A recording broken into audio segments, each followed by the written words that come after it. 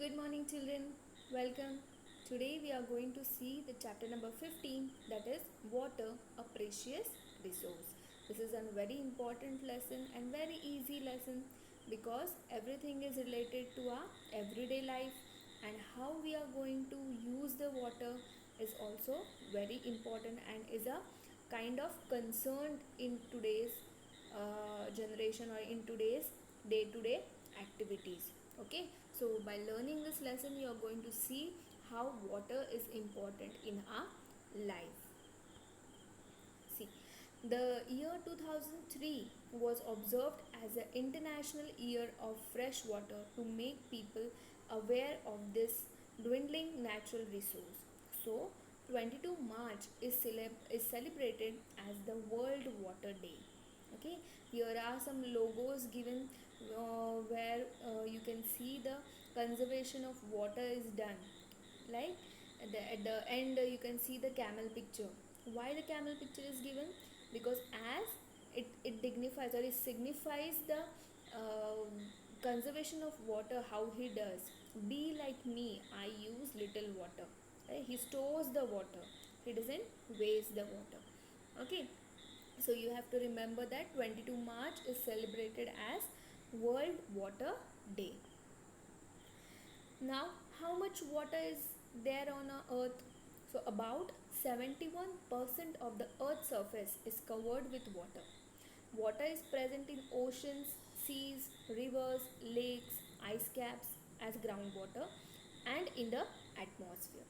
Most of this water is not fit for human consumption. Why? Because the most of the water consists of oceans, which is a saline water. The water that is fit for the human use is only the fresh water. And you can see there, water usable by humans is only 1%. Okay, and groundwater is 99%. Only the 0.8% is of lakes, and 0.02 we have only the rivers. So you can get the idea by this that we have so much less amount to use in our day to day lives. Okay, if we keep on wasting the water, we are going to lose this 1% water also. So how many forms are there of water? You all know. Water on the earth has been maintained for millions of years, which is the process that is water cycle. And when water circulates, it circulates through the three forms, that is solid, liquid and gaseous. The solid form, that is the snow, ice, is present as ice caps, that is on the poles of the earth, snow covered mountains and glaciers. Liquid water is present in oceans, lakes, rivers and even underground. Gaseous form, it is in the water vapors and present in the air around us. So the continuous cycling of water among its three forms keep the total amount of water on the earth constant, even the whole world is using it. So these are the three forms of water. Now we come towards the water cycle. Okay, the water cycle you have learned in your primary grades also. So the water from the oceans and the surface of the earth evaporates and rises up in the air. It cools and condenses to form clouds and then falls back to the earth as rain, snow or hail. This circulation of water between oceans and land is called water cycle. And in water cycle, the water is found in three states, correct, that we have discussed earlier, that is the solid form, the water form, that is the liquid form and the gaseous form. You can see the picture of water cycle.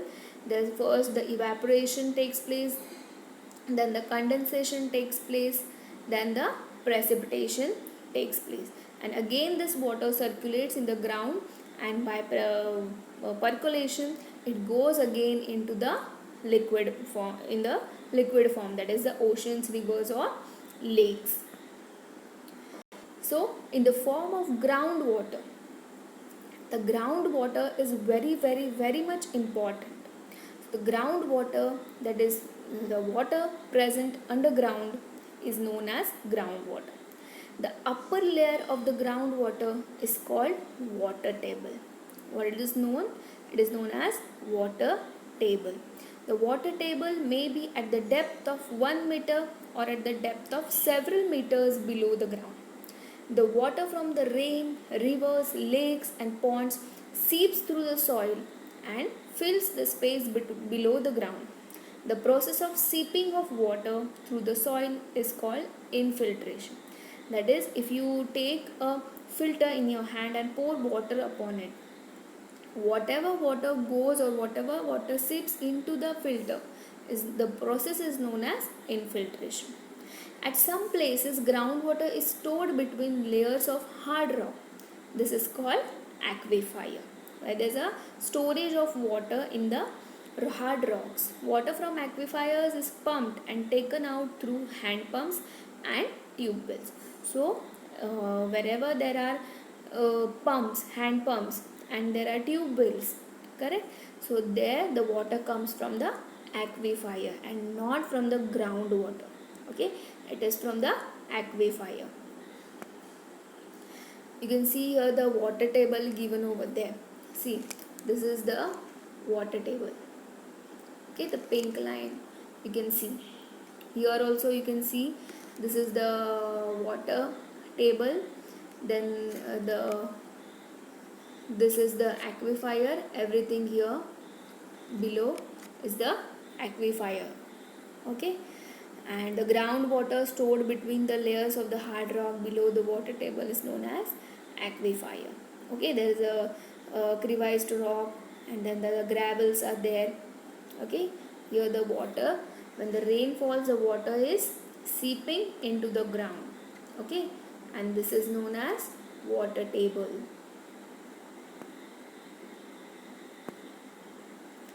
Next is water table is there, okay, but we are using this water from the ground, so always there is a depletion of water table. So water table may go down if the water is not sufficiently replenished. Replenished means what? How we are using this water. Okay, so depletion of water table. If we draw more water from the ground than the amount of water which seeps into the ground, then the water table goes down and gets depleted. And what are the reasons for this depletion of water? That is increase in population, industrial activities, agricultural activities, decrease in rainfall, and deforestation. Okay children, so in next video we are going to see in detail what are these depletions and what are its effects. Thank you children.